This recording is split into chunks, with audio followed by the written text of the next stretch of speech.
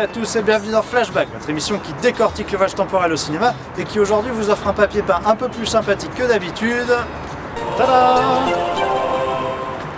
Ceci est Budapest.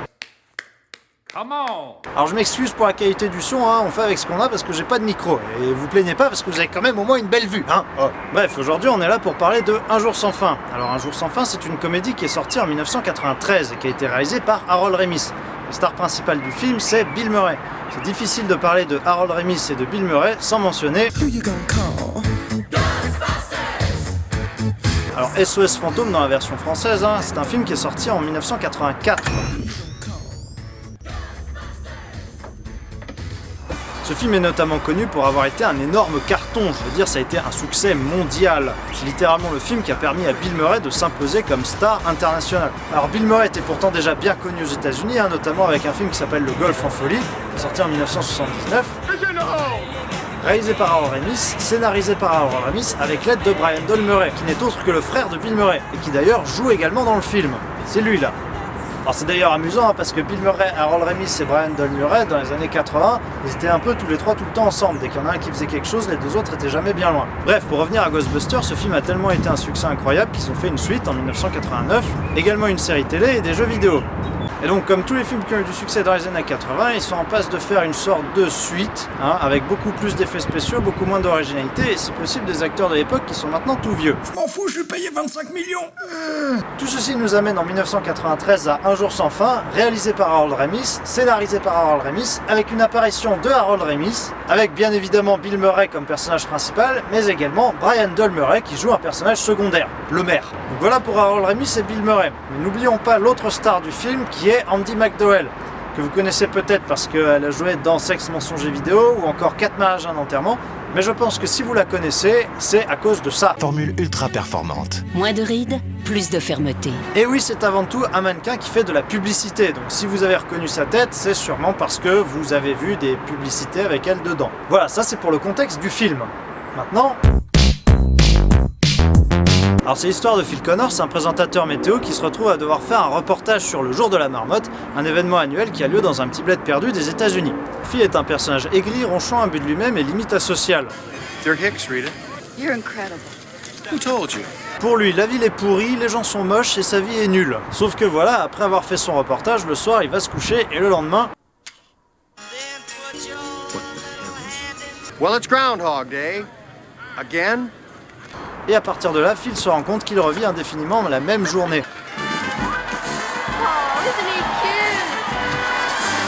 Alors il est intéressant de noter que seul Phil se rappelle de la veille, du moins ce qui pour lui était la veille. Tous les autres personnages de la ville, eux, agissent exactement de la même façon parce que pour eux, c'est un jour normal. Slept like a baby, thank you. I'd love some of your coffee, please. Contrairement à d'habitude, ici, il n'y a pas de machine à voyager dans le temps, il n'y a pas d'effet de lumière, il n'y a pas d'explosion, il n'y a rien du tout. C'est juste Phil qui se réveille normalement dans son lit, sauf que c'est toujours le même jour. Donc déjà, le procédé par lequel Phil remonte dans le temps n'est jamais clairement expliqué. Et en fait, on s'en fiche, c'est pas l'intérêt principal du film. On va y revenir un peu plus loin. D'abord, il faut qu'on réponde à la grande question. La réponse est oui, le voyage temporel dans ce film fonctionne, c'est-à-dire que les mécaniques mises en place au début sont respectées jusqu'à la fin.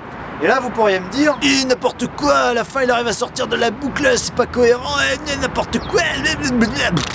Déjà premièrement, c'est pas une boucle à proprement parler. Une boucle c'est quand vous remontez le temps pour ne faire que provoquer ce qui vous a amené à remonter le temps. C'est-à-dire que vous ne changez pas le passé, vous ne faites que provoquer ce qui vous a amené à retourner dans le passé. C'est ce que j'ai défini comme étant du temps immuable.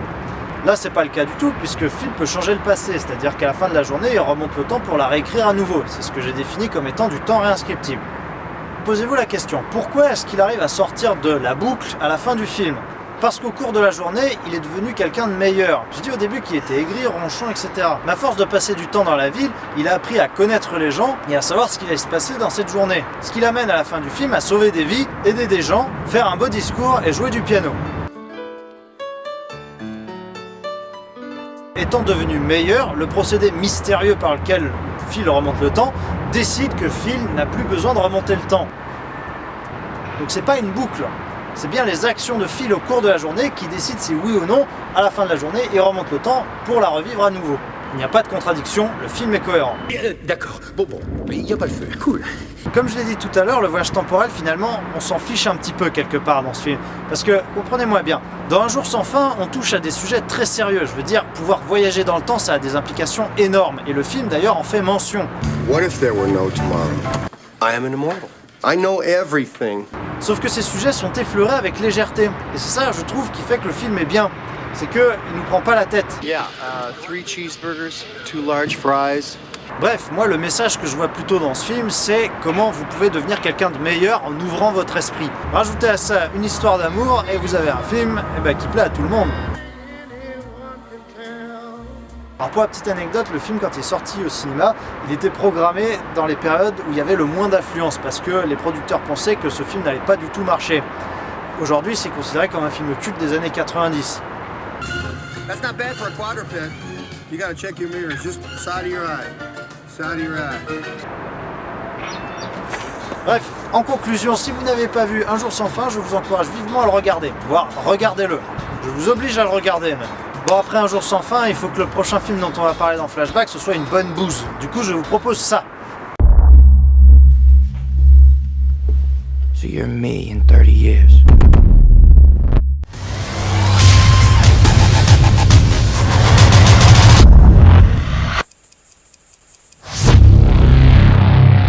Avant de se quitter, je vous invite à faire un petit tour sur la page Facebook de Flashback.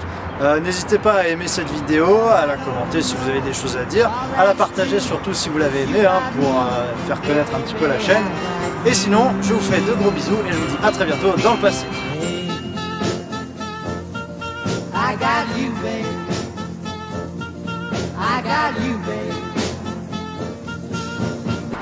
Alors vous voyez, ça c'est mon pote le pigeon.